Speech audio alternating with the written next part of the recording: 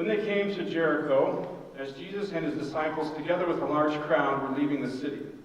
A blind man, Bartimaeus, that is the son of Timaeus, was sitting by the roadside begging. When he heard that it was Jesus of Nazareth, he began to shout, "Jesus, son of David, have mercy on me." Many rebuked him and told him to be quiet. But he shouted all the more, "Son of David, have mercy on me." Jesus stopped and said, "Call him." So they called to the blind man, "Cheer up, on your feet, he is calling you." Throwing his cloak aside, he jumped to his feet and came to Jesus. "What do you want me to do for you?" Jesus asked him. The blind man said, "Rabbi, I want to see." "Go," said Jesus, "your faith has made you well and has healed you." Immediately he received his sight and followed Jesus along the road. Well, the text today comes from the Gospel of Mark. Some scholars believe that Mark was actually a fairly young man, if not a youth, is one potential, just based on some of the information they have, that he was not basically one of the older followers of Jesus. Why this is important is that he did witness some things, but then he was kind of mentored by Peter, is what a lot of people believe. That Peter kind of took him in. So we've got kind of in Mark's Gospel this blending of likely some of his own firsthand accounts of Jesus' ministry, as well as maybe some information that Peter has kind of mentored him and passed on to him. It's believed that most of the stuff that Mark writes about, he probably wrote and recorded 30 to 40 years after the events happened. So kind of a general timeline, we're thinking a lot of this maybe was written possibly 30 to 40 years after Jesus died. So still, if this is true that Mark was a young man, he's still a fairly sound mind, and he's not of any poor health as he kind of writes this. And the way that he writes, in his whole gospel, he doesn't really give a backstory of Jesus. It's not a biography about Jesus was born here, and then he did this. He launches right into his ministry. So we can kind of understand from his style of writing here that he was probably writing to some people that had some understanding of faith. Because he didn't really explain any of who Jesus was, his lineage. So he kind of starts in almost with the assumption, the way that you can read through it, is that he's writing to people that maybe know what he's talking about. Jesus, going through this, stops in Jericho. It's not probably of like any uber importance in the big picture, but Jericho is kind of a rundown town. It's about 18 miles northeast of Jerusalem, or thereabouts. Jesus, in this part of the gospel, his destination is Jerusalem. So this is kind of a poor, rundown town that he doesn't intend to kind of stop in, or maybe he doesn't have like plans necessarily there, but he does take time to talk to these folks. And kind of that whole backstory and the backdrop of it being a poor town really kind of jives with Bartimaeus. Interesting thing about Bartimaeus is that the fact that Mark mentions him by name would indicate that if he's writing to people that have some knowledge of the Christian faith, and he writes about the blind guy by first name, and we know that Bartimaeus followed Jesus on the way, it might indicate that he had some part in the church later on. So the people of some faith would know this name. Interesting and neat, because the transforming power of Jesus. He took this blind man, and then he becomes potentially part of the church. Bartimaeus means son of Timaeus, or Timaeus, as some people say it. Bar means son, and then Timaeus or Timaeus is his father's name. So he's literally named son of my father. That's what his name means. Interesting from the standpoint that Timaeus or Timaeus, his name in the old language, Greek and Aramaic, means dishonored or impure. So some translations would translate Bartimaeus' name to the son of shame. And I think there's kind of something, and Lou and I talked about this, it's been several months ago. Poor and poverty-stricken people are a group that we just kind of inherently, for some reason, have a struggle with getting our heads around.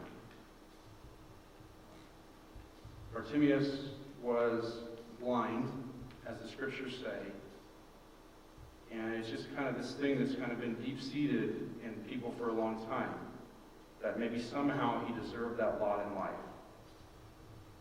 He's in a rundown town, it's broken down, people don't want to give him the time, they tell him to be quiet, and his name can be translated in many translations to son of shame. We don't know why he was blind. It could have been from birth. Back 2,000 plus years ago, they didn't have the ability to keep themselves as clean as we do now. So one reason that blindness was rampant in that time is people would get dirt in their eyes, and they would clog the ducts, and they just didn't have the method or the means to clean it, and their eyes would become swollen and infected, and that would cause blindness. So we don't know if this was a blindness from birth or something of that. When you read through the scripture, my first thought was, who do you identify with in the story? I thought that for myself. Who do I identify with? Am I part of that group that tells Bartimaeus to basically shut up and be quiet, leave Jesus alone? And if that's a group that people identify with, the question would then be why? Why would we want to silence anyone? Second place I guess you could be is maybe not necessarily in the group telling somebody to be quiet, but there was obviously then a group, there's a large crowd following Jesus, so some are probably shouting, but there's probably also another group that's physically close to Jesus who's just trying to wall off people and protect Jesus. Protect the social order, maybe. That's one thing about Jesus' ministry. There was a misunderstanding about it all the way through his ministry. People did not understand the kind of kingdom that he wanted to usher in. They treated him almost like a king. Some people thought they were almost doing Secret Service detail for this guy. Okay, he kind of educated as he went, but there was a group of people all the time that were physically trying to keep people away. So I guess you could identify potentially with that group. Or the third place, I guess you could find yourself in the story. Are you Bartimaeus? Are you one crying out to Jesus, looking for something, and being told to be quiet? What we see with Bartimaeus is just very, very typical of people with illness or people in poverty or people with struggle in any way. His illness has totally marginalized him. And what I mean by that is illness, poverty, if you want to go there, just any kind of struggle. Maybe it's not blindness, maybe it's mental health, it's financial issues. Those kind of things marginalize people because they don't fully feel like they can participate in life.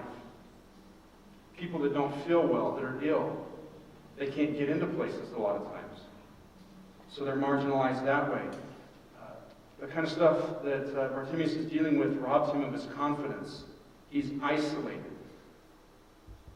His situation, like so many people that we even have today, are marginalized. And so there we kind of have this guy who's marginalized and isolated and blind. And he's calling to Jesus. People are trying to tell him to be quiet. And Jesus welcomes him and says, "Your faith has made you well." So we've got this interesting tension then based on Jesus' words. Is believing seeing, or is seeing believing?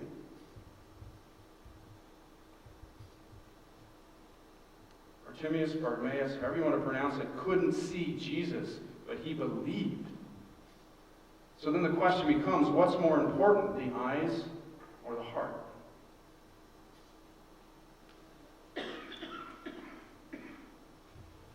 We could have a debate, I'm sure, a long time about this. But I think we're really going to struggle in life if we move through life with our eyes open but our hearts closed. I think we're going to be a lot better off in the shoes of our friend Bart if we've got our hearts open, even if our eyes are closed.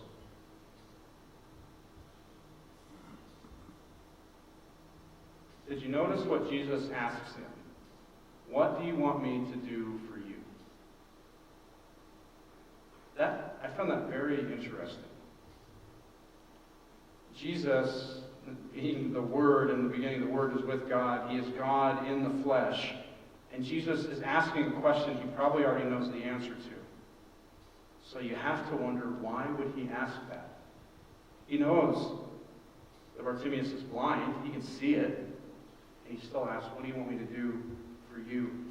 I believe this is an indication that Jesus not only wants us to not be silent, but he wants us to be in relationship with him. You see, relationships are two-way conversations. Relationships are the exchange of feelings. They're the exchange of physical presence.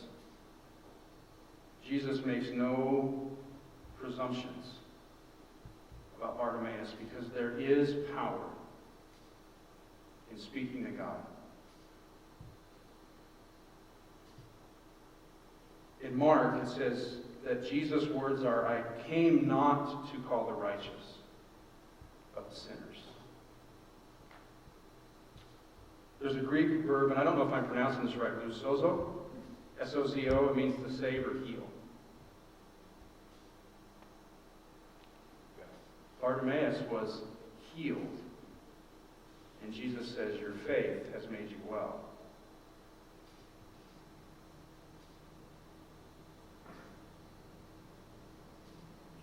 Desmond Tutu was an archbishop of the Anglican Church in South Africa. A very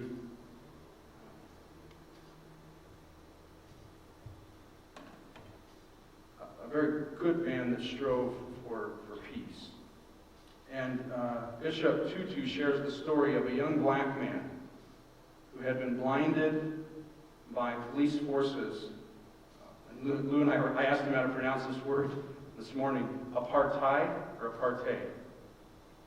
What this was almost a war of sorts based on discrimination and segregation in South Africa. And it's where they tried to separate races of people, and they did so violently in South Africa. And Desmond Tutu brought this young African-American man who was blind because of police brutality to a public hearing for the Truth and Reconciliation Commission. This was a group of people that was formed to try to heal this divide that had come about by this segregation and discrimination. And this young man shares his story, Archbishop Tutu says.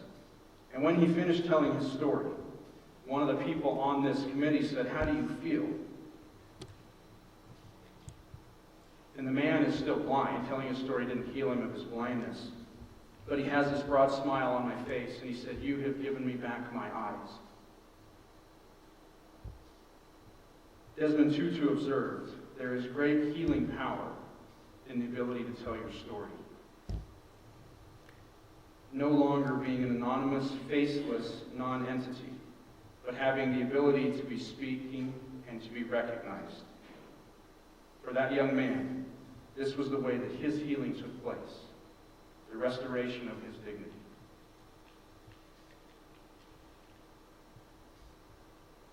I think what this means for church, and not just our church, but every church, we have to be a place where our hearts are open. Because if our hearts are open, it means the church is open. And if the church is open, it means we're a place where people don't want to be quiet. And that's a good thing.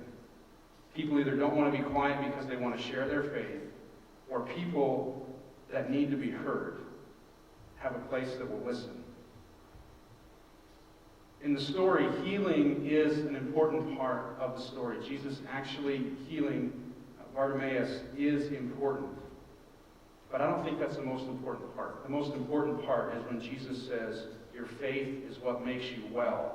And I think we could even substitute well for the word whole. Your faith is what makes us whole, regardless of whether you can physically see. all the people that Jesus encountered had some kind of physical ailment. It's not necessarily the healing physically that we're always going to see. But when we look to Jesus, it's the wholeness of spirit that is the most important. Church should be a place that we don't silence people. Now we get back to the question, where is our place in the story? Are we the silencers? Are we the protectors of some social order that we think needs to be maintained? Or are we Bartimaeus? I don't know the answer to that. I just simply pose these questions for you to chew on. I heard a good phrase a couple weeks ago, and it says, are you listening to respond, or are you listening to hear? Are you listening to respond, or are we listening to hear? Church needs to be a place where we listen to hear. And that means seeing everything, hearing everything in the context of Jesus. When we look and when we see and when we hear things through the lens of Jesus, here's our challenge, is we're going to see suffering. We're going to see betrayal. We're going to see death. It's unavoidable because the world is broken in so many places. And this is where it gets uncomfortable. If we put on the eyes of Christ, it means we're going to see some stuff that we don't want to see. So going back to the people that try to keep Bartimaeus quiet, the people that protect Jesus, deep down, that's why. They don't really want to mess with the blind beggar on the side of the road because it's uncomfortable. And yet our leader says, let him come here. Jesus tried to show his disciples time and again, when you look at the world at its ugliest, when you look at it at its hardest, at its most fragile, when you see the world through the eyes of Jesus, we find resurrection. How do people survive seeing and still believe? Because this is where the crisis of faith happens for many. They do see the world for the broken, tragic, sad place that it can be. And maybe sometimes those places are right in our own homes. And people lose faith.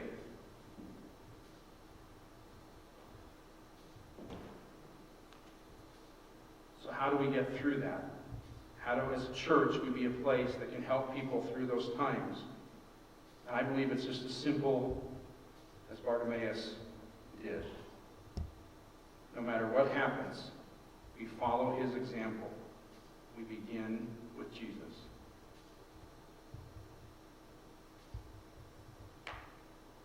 And here's why.